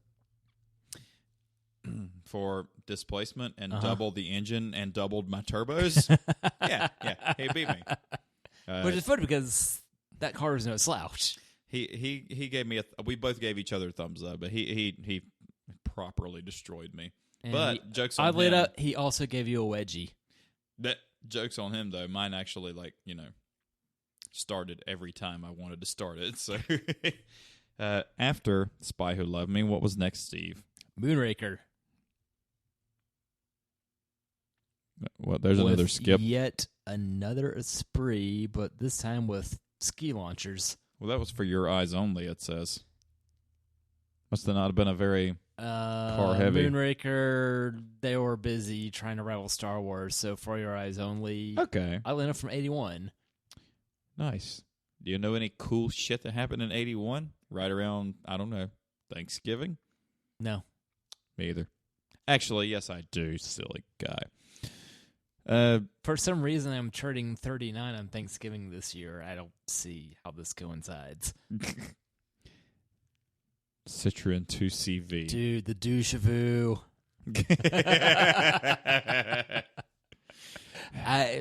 Back early in my driving days, I tried to find one of those. Why? Glutton for punishment. Just to have a fucking weird car. You would have had the... Says the guy that had a vibe, and now the last of the Scions. You should have totally Never went mind, Aztec. Wrong transmission, no. We can 6-speed swap an Aztec. No. I think, like, the only bat-shittier practical car I could think of is a Mazda 5 with a stick. I was going to say CTSV wagon. Affordable. Just do like 108-month financing. I've already got that plan through Bob with this car. Well, it's fuel budget. I enjoy the fact that this car costs nothing to run. Basically, yes. That's like right. I mentioned, I guess I was pre-air, that getting here, getting 36 miles a gallon. Make it through a horrible intersection. All right, gun it. Drops from 34 to 32 to 30. All right, I'm here. In Wrangler, at 80 miles per hour, it's right at 18.8 to 19 miles per gallon. If I'm going to the in-laws and it's just a straight 60 miles per hour, it's a solid 22 and a half, like all the way. So I just have to make sure I take my trips not on extended 80-mile-per-hour trips. 49 to 64 is your friend. It's a prettier drive. That too. And I like to break up my trips. It's even listed as a scenic byway. I like to break the trip up. Like, going to Atlanta is one of my least favorite trips, because it's just like you get on the interstate, you're like, yep, we're here. Like, you're on the interstate. Otherwise, you could change it up and take 29 the whole way. It doesn't make any sense to do it any other way. But, 29 parallels 85 that whole trip. I know, but... But you would have 200 stoplights along the way. Yeah. One time... To go 29 from here to Greensboro, you can. I've done it. By the way, don't. Mm-hmm. As you could do is take Business 85 through High Point, just for that little last sliver. Yeah, you could do that, yeah. Or Lexington. Whatever they do with the Aladdin crazy-looking furniture store. One time I went to Atlanta, I went 77 to 20, and I added 30 minutes to my trip, but it was so much more of an enjoyable trip. I didn't run into the traffic, and I split my trip up. And I didn't care that I added mileage and time to the trip. Half an hour is not bad. Not bad at all. When I used to go to Jimmy's house in Macon, I would take 77 to 20 to 129, which was to the Oconee National Forest in Georgia, which is really pretty. So that's the way I used to go down there when we did the Starquest Club, shit. When Dad and I went to pick up the car, it was 85 to 285 to the dead opposite side corner of Atlanta through the southern half ring of 285 to Union City to pick up the car. At least traffic was not an issue, but we discovered in a hurry that the busted mirrors were a menace. Since remedied. Halfway. They have no power, but they work. At least they function as mirrors, but it's accidental manual mirrors. I do not wish to pursue this any further. I understand. Ostensibly, it would be a power mirror with power, like fling the mirrors in power, and heated mirror. The connectors didn't line up. And it's too late to write the complaint on eBay. But I got the pair for $90. Otherwise, it would have been $200 for a proper fitting pair. You don't care.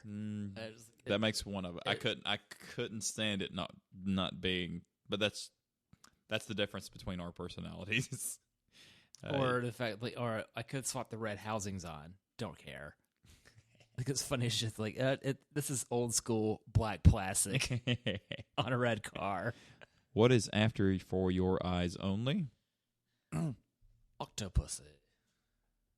And the unofficial Warner Brothers James Bond movie where Sean Connery comes back, Never Say Never Again.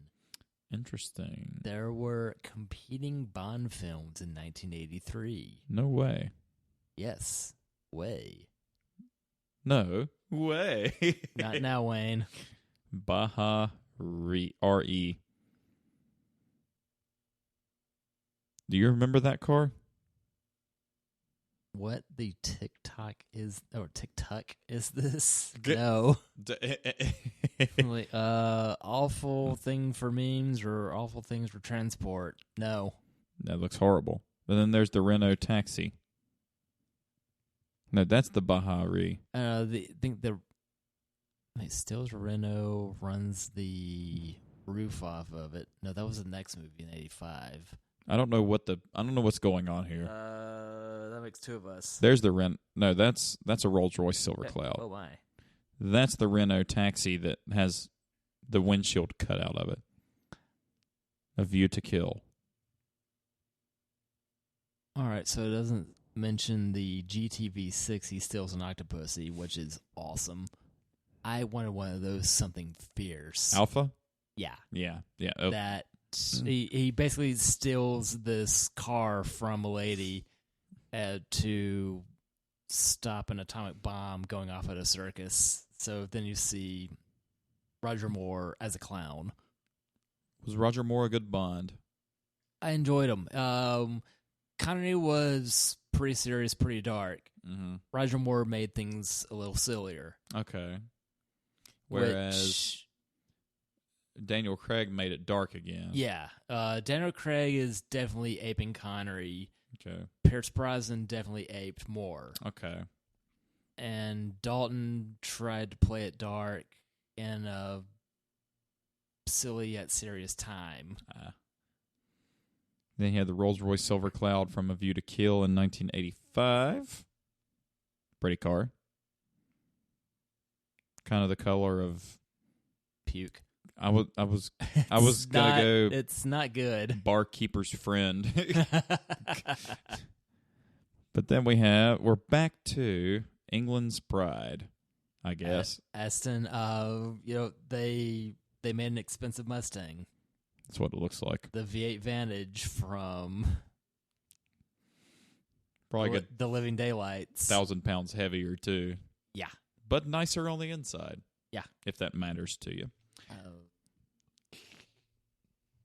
Depends on what I'm using it for. I dailied a '97 Tacoma for 7 years. No, that interior is burlap. You know. Well, I was gonna say I had a Dodge D100 so I understand.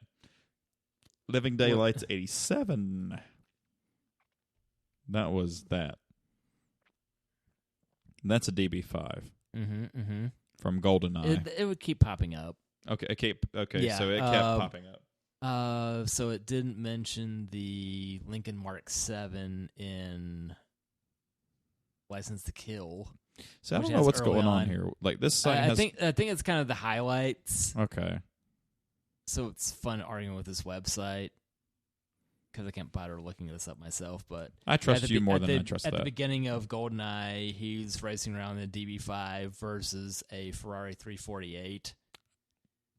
That Ferrari would murder that car. Yeah, but both of them would probably quit running because of unreliability issues. Also, in Tomorrow Never Dies, DB5. That's what it says.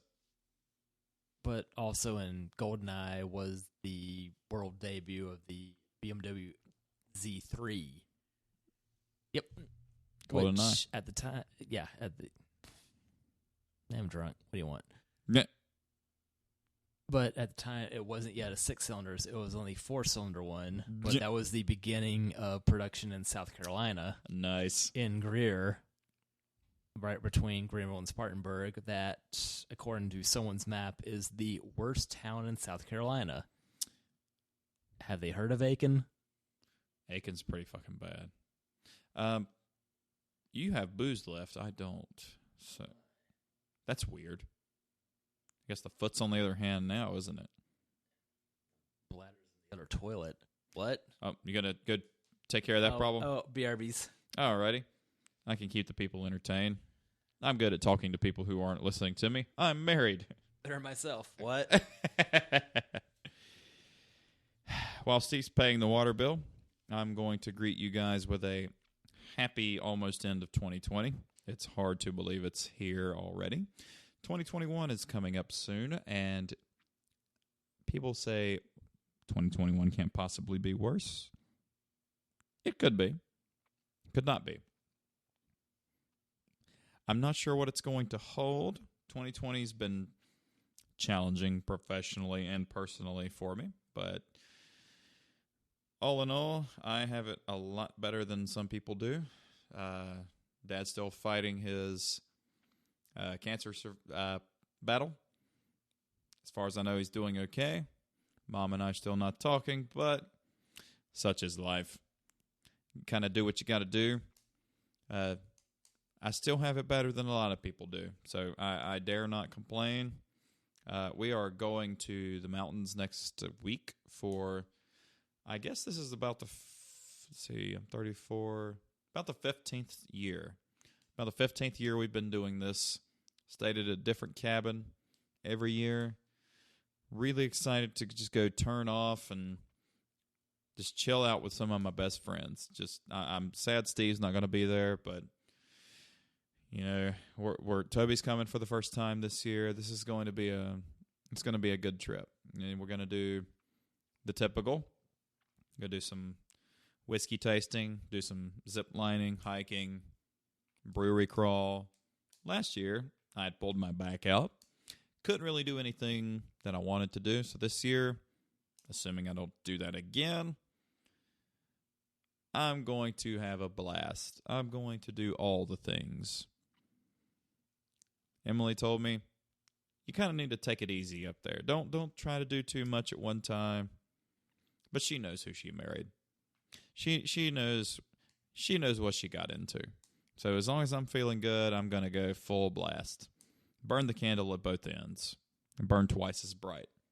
Half as long, but twice as bright. Gigs were last weekend. Had fun there too. It could always be worse. Hang in there. Toodaloo. Steve's back. I need a booze. But Steve has a booze left. So I'm going to hang on a little bit. Oh, he's done. Now it's your turn to... It's almost your turn to pick. What are you thinking next? One of yours or one of mine? Bars. Let's do that. I'm checking up on the results live while you're doing that. Still nothing called yet. Give me a phone number. I'll call. About 20,000 in Pennsylvania now. Steve, what are we drinking next?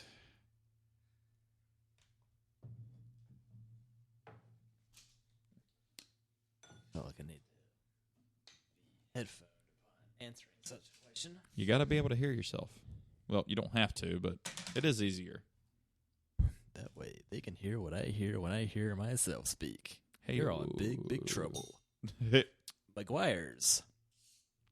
tastes like car polish. Polish. I barely even wax this one. Up by 5,000 in Georgia, which is awesome. If you would have told me that, I would have told you were crazy because I've been in rural Georgia, and it's worse than North Carolina. It's very Atlanta heavy on that one, sure. Maguire's, not bad. Very light, very good. Just a good sipper. That was a naughty find. 7 Vector 6-pack. Like I saw that. I was like, I must try this. You should. Now we're 23,000 up in Nevada. Nice. Let's do this. Probably courtesy Vegas. They're saying now North Carolina is going to be closer. Good. Bring it fucking on. Kaylin just sent me her Exco request. Nice. Tell her I won't leave you stranded. I felt so bad. I texted you, Brian, and Paige about, I was like, I'm so sorry. And everybody was like, no, it's okay. But I felt really need to, man. I felt so had bad. a lot of fun that day. I felt so bad doing that to you guys. Even though it's not like I jetted and didn't pay the bill or anything. I didn't do anything negative. I felt bad about it. If you gotta go, you gotta go. Yep. Wait, that's not how Super Trooper's quote works. Next up. Tomorrow Never Dies. The first Bond film I saw after having had a driver's license a month into it, I spun my car out afterwards. But you didn't wreck it. I didn't wreck it. Yes. That wasn't for another little more than 2 years. Was it the GTI? No, that was the first Volvo. Because it was rear-wheel drive. Yes. And I watched that movie in December. That's amazing. Hit a patch of ice, spin it out, and my buddy's in the next car just like laughing at me as like I'm driving by. What color was that Volvo? Silver. Of course it was. But the star of that film was a BMW 750i with Nokia cell phone remote control. That was the best. One of the best scenes in cinema is this bunch of batshittery as they're trying to hunt him down in a parking garage as all hell breaks loose, and it's got all the Bond gimmicks in the car as he's controlling the car from his cell phone, and it's ostensibly a rental. So, spoiler alert for a 23-year-old movie, he returned it to the rental agency in a very creative fashion. That is the last good-looking 7 Series BMW that came out as far as I'm concerned. Would you agree with that? Yes. Because the one after that was... Yeah, it got bangled. They got better looking than that, but never as good as that. That is like the car. Epitome of restraint and handsome, damn it. V12? You could get it with the 12. That would be the 750. The 740 had the V8. And then the numbers didn't mean anything after that. I couldn't tell you what's in what now. Couldn't. No. Like the only BMW I want nowadays is an M2. Fair. And of course, next is Die Another Day with the Z8 that gets cut in half. It says the world is not enough. Yes. I'm not reading it. I'm just trying to remember badly. You can get all of them wrong, and you would still be doing better than me. There's no like consolation to that, but I've seen at least most of these, if not all of them. But like, yeah, that's more right because I remember the car and it had Denise Richards in it because yes, she is. What? Yeah, but I love the Z8. She played an atomic physicist named Christmas Jones. The movie ends on a joke. I thought Christmas only comes once a year. Me and Christmas, Christmas Jones. Dude, Brosnan had quite the lineup of ladies in his tenure. You know what? Pierce Brosnan actually still looks like a handsome fucking dude. I do him. What? Wouldn't kick him out of the bed unless he wanted to fuck on the floor. Thanks, Colin. What? We gotta get. Oh, you already said Colin has no interest in. No, he doesn't want the Harley spotlight. There's no spotlight. No. Like, I mean, kind of, but not really. We have dozens of viewers. What do you got? You know, we've got over 1,100 downloads now, so that doesn't even count streaming or YouTube. That's actually people downloading the episode, which is... That takes effort and storage space, Yes, which, it does. If you're not an Apple, is cheap to come by. That's think, why I'm on my 4th Samsung phone. I think we should do 75 when I get back from the mountains on location. At Noda, pour somewhere big, and say what we're doing, and then we'll get more subscribers. That's what I think we should do. Which would be crazy as hell if, like, have passersby like drop in, say a thing. Yes. Have some fun with this. Please, let's do that. I think we should do that. We should plan it, though, and I should see if this laptop will play ball with that interface and software. What's the hard drive on that? 200. That's plenty of room. It's it was the smallest SSD I had at the time since my 120 went to Kalen's uncle. Like, I don't care if that returns. That should be and my plenty. 256 got trashed. It should be. It should be And plenty. I've got 3 or 4 laptops I'm pulling off on eBay. Like, I'm not parting them out. It should be plenty. I love the Z8. Yeah, that's a good-looking car. Like, that is a worthy successor to the 507, if ever you've seen one of those. Yeah. Versus the new, M3-4 Nosferatu. That's an homage to the 50s 328 when it's a much narrower car with the big narrow grille, and the styling works on that. With the modern car and the all grills must look like giant fish era, no. I keep commenting on FaceBase that I call it the Nosferatu. Mm-hmm. Oh yes, they know what I'm doing. That it looks like a buck-toothed creature. It does. It's a vampire, and you shan't buy one. The Z8 looks like you crashed an ND Miata into the back of an Aston Martin DB7. In more ways than one. Next up, that was in Die Another Day. Because the movie partly takes place in Cuba. Therefore, Which has a huge the old school, cars from the 50s pre-embargo that are there, but probably running on Russian kerosene motors. Mm-hmm. And if you need something disgusting, figure out what Cuban voters in Miami opted towards. What the fuck? Socialism and communism are two different things, you fucks. They kind of are. Actually, GoldenEye was the first Bond movie I ever saw. It's a fun one. That is a fun one. Never mind the awful half techno soundtrack, but the movie itself is rad. Best game to come out of that. That too. My hot take on the FaceBase: I like the movie better than the game. Fair, but also the game didn't exactly age well. No, it was early 3D shooter, but on a console, and they had the 4-player option. Yeah, you didn't see that back in '97. Of course not. But it became all the norm a few years later, particularly on Xbox with Halo. Mm-hmm. I could barely make it through Wolfenstein. Pierce Brosnan was my favorite Remington Steele. Roger Moore, my favorite The Saint. Sorry, Val Kilmer, who was also not my favorite Batman. All right, so after The World Is Not Enough, there was Die Another Day, which was the fair lane, but after that... They also had an Aston Vanquish, but they called it the Vanish because it had the capacity to go invisible.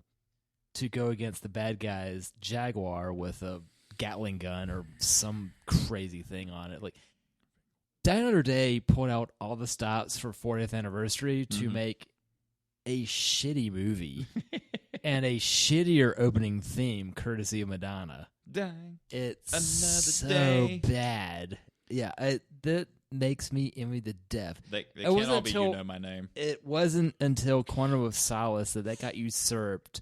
It was Jack White and Alicia Keys with something that my ears are still recovering from having been stabbed off. Stabbed off.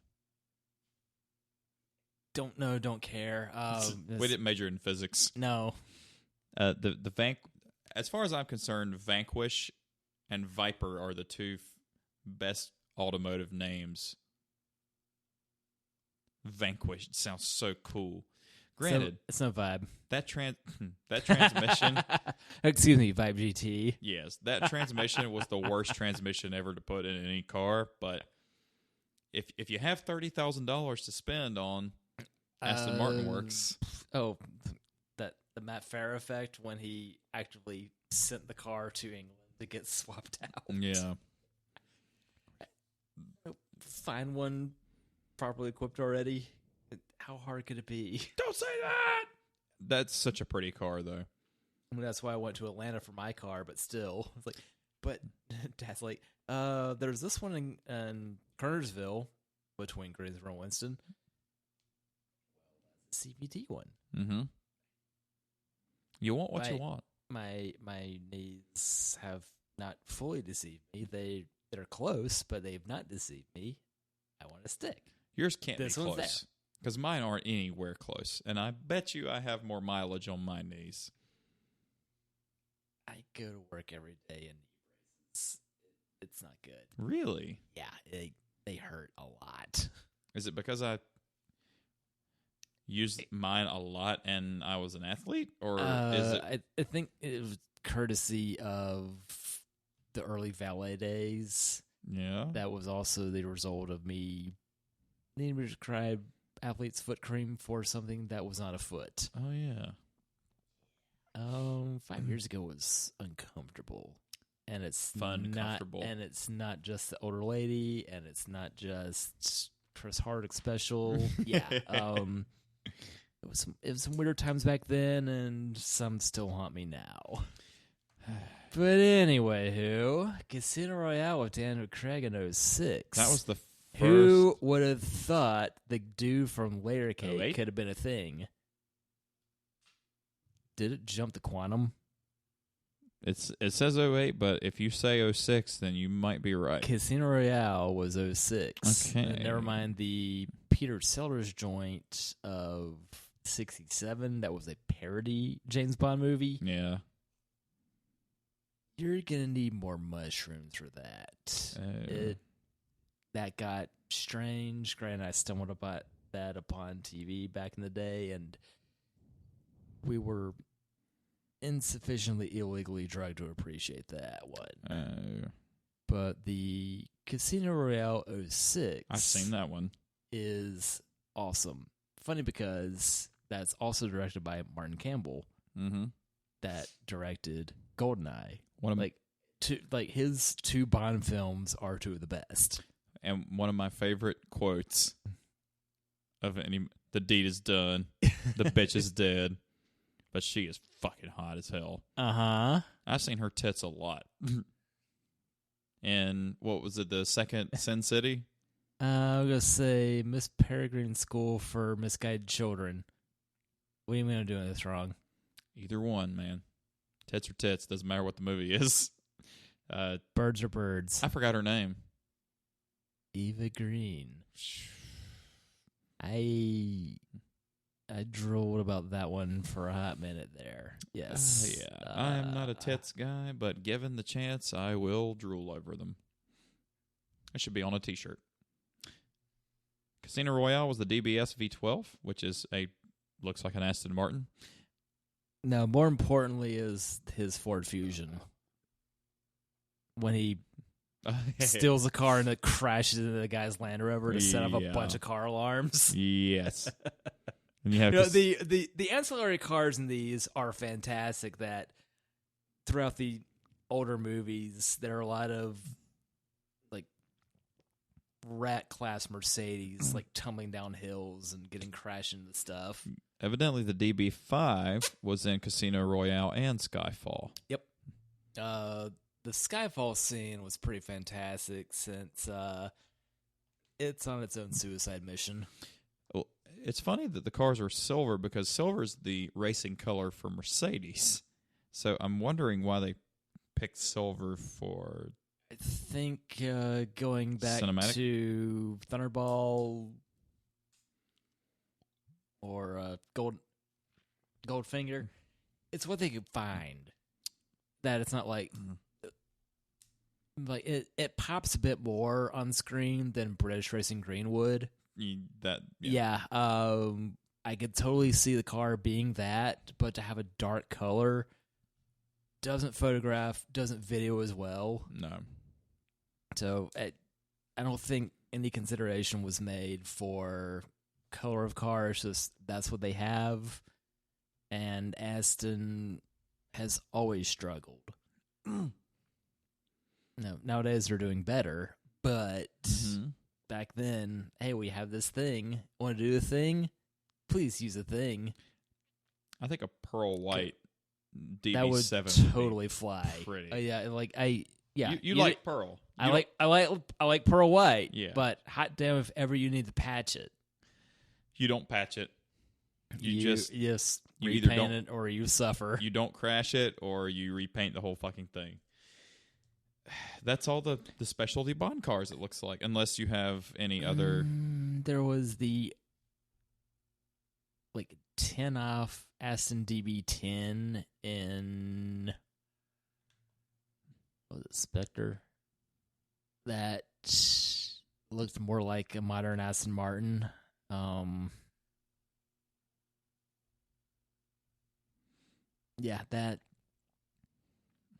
That was this kind of batshit. That's like, oh yes, we're going to continue the numbering, and it only exists for this movie and some collectors.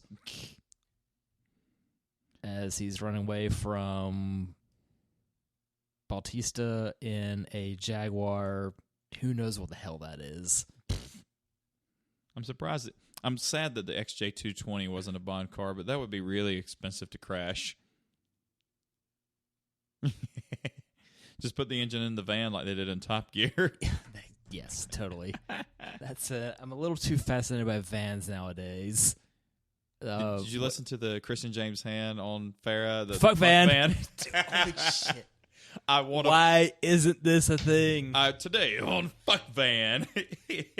That's Netflix, Hulu. Somebody pick up Fuck Van. Yes. Please do that.